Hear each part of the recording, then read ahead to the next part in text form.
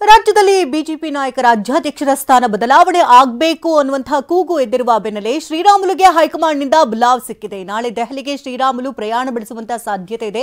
ದೆಹಲಿಗೆ ಹಾರೋದಕ್ಕೆ ಮಾಜಿ ಸಚಿವ ಶ್ರೀರಾಮುಲು ಸಿದ್ಧತೆಯನ್ನ ಮಾಡಿಕೊಳ್ತಾ ಇದ್ದಾರೆ. ದೆಹಲಿ ಭೇಟಿ ಬಗ್ಗೆ ಕೇಂದ್ರ ಸಚಿವ ಪ್ರಹ್ಲಾದ್ ಜೋಶಿಗೆ ಮಾಹಿತಿ ಕೂಡ ಕೊಟ್ಟಿದ್ದಾರಂತೆ. ಪ್ರಹ್ಲಾದ್ ಜೋಶಿಗೆ ಮಾಹಿತಿಯನ್ನ ನೀಡಲಾಗಿದೆ. ಇನ್ನು ಮುನಿಸನ್ನ ಮರೆತು ರೆಡ್ಡಿ ರಾಮುಲು ಮತ್ತೆ ಒಂದಾಗ್ತಾರಾ ಅನ್ನುವಂತಹ ಪ್ರಶ್ನೆಗಳು ಕೂಡ ಈಗಾಗಲೇ ಮೂಡಿರುವಂಥದ್ದು. ಒಡೆದ ಮನಸ್ಸು ಒಂದುಗೂಡಿಸೋದಕ್ಕೆ ರಾಜ್ಯದಾದ್ಯಂತ ಯಾತ್ರೆಯನ್ನ ಮಾಡೋದಾಗಿ ರಾಮುಲು ಈಗಾಗಲೇ ಹೇಳಿದ್ದಾರೆ. ರಾಜ್ಯದಾದ್ಯಂತ ಯಾತ್ರೆ ಮಾಡ್ತೇನೆ ಅಂತ ರಾಮುಲು ಹೇಳಿರೋದ್ರಿಂದ ರಾಜನಹಳ್ಳಿ ವಾಲ್ಮೀಕಿ ಪೀಠದಲ್ಲಿ ಹೇಳಿಕೆಯನ್ನ ಕೊಟ್ಟಿರುವಂಥದ್ದು. ದಾವಣಗೆರೆ ಹರಿಹರ ರಾಜನಹಳ್ಳಿ ವಾಲ್ಮೀಕಿ ಗುರುಪೀಠದಲ್ಲಿ ಶ್ರೀರಾಮುಲು ಹೇಳಿಕೆಯನ್ನ ಕೊಟ್ಟಿದ್ದಾರೆ. ಒಡೆದ ಮನಸ್ಸುಗಳು ಎಲ್ಲವೂ ಕೂಡ ಒಂದಾಗುತ್ತೆ ಪಾದಯಾತ್ರೆಯಿಂದ ಅಂತ ಹೇಳಿದ್ದಾರೆ. ಈ ಸಂದರ್ಭದಲ್ಲಿ ಶ್ರೀರಾಮುಲು ಏನ್ ಮಾತನಾಡಿದ್ದಾರೆ ಕೇಳೋಣ.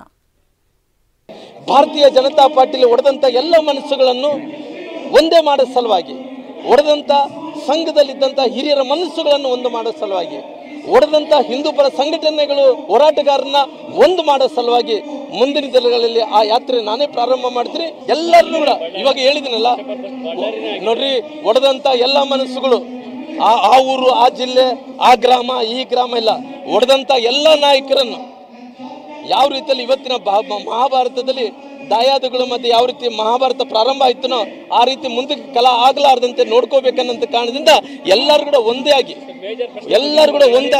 ಭಾರತೀಯ ಜನತಾ ಪಾರ್ಟಿ ನೋಡ್ರಿ, ಒಡೆದಂತ ಮನಸ್ಸುಗಳಂದ್ರೆ ನೀವೆಲ್ಲ ಅರ್ಥ ಮಾಡ್ಕೋಬೇಕು. ಪಾರ್ಟಿ ಸಲುವಾಗಿ ಎಲ್ಲ ಒಂದು ರೀತಿಯಲ್ಲಿ ಕೂಡ ಒಡೆದಂತ ಮನಸ್ಸುಗಳು ಒಂದು ಮಾಡಿಕೊಂಡು ಪಾರ್ಟಿ ಕಟ್ಟುವಂತ ಕೆಲಸ ಮಾಡ್ತೀವಿ.